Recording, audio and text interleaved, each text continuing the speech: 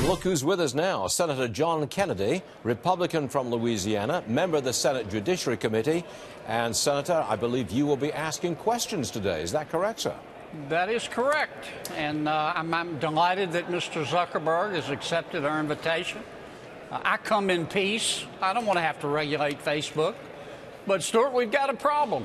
I mean, we've discovered that, how can I say it, there's some impurities in the Facebook punch bowl. One of them has to do with our privacy. You know, I think it's swell that I can go on Facebook and see what some of my high school buddies had for dinner last night. But I don't think it's a fair exchange for me to give Facebook all of my data, and it ends up in the hands of half the people in the Western Hemisphere. What would you like to see? What form of regulation would make John Kennedy happy? Well, the first thing I want to see, I want to hear three words from Mr. Zuckerberg. I'm on it. I understand the problem. Here's how I'm going to fix it, and I'll be back in 6 months to show you how I fixed it. We can start with the user agreement. It needs to be written in English, not Swahili. People need to understand what they're agreeing to if they go on Facebook. I think Facebook clearly needs to put in some guardrails on our data.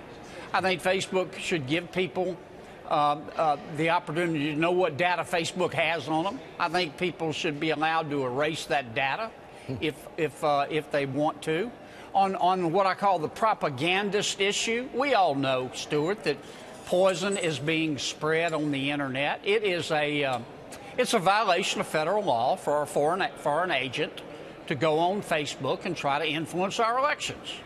Now, how is Facebook's allowed that? How are they going to stop it? But if you did all of the things that you're talking about, you would significantly restrict the profitability of Facebook, and that would affect its stock price, and that would affect its whole operation. Not necessarily. I don't agree with that. I think that I think number one, Facebook's stock price is down right now because I think some Americans and some people in the world have lost confidence in them. I think Facebook can get that confidence back, but Mr. Zuckerberg, no disrespect, but for the past year, he hasn't exactly exhausted himself being forthcoming. I mean, we had one hearing on this, and he sent his lawyers and you know, his $1,200 an hour lawyers in their $4,000 suits, and they were bright and they were articulate, and they didn't say a damn thing. I knew that was coming, sir. I knew that was coming. How many people do you think really want fundamental change? Let me just explain that. I think that if you said to Facebook users worldwide, you want to stay as you are, no changes, just keep the ball rolling as is, I think 90, maybe 95% of those Facebook users would say, okay, leave it as is. What would you say? I would say, I don't know the percentage, but I think probably the majority would, and that's okay. There are a lot of people that don't care, but there are more and more people who do care.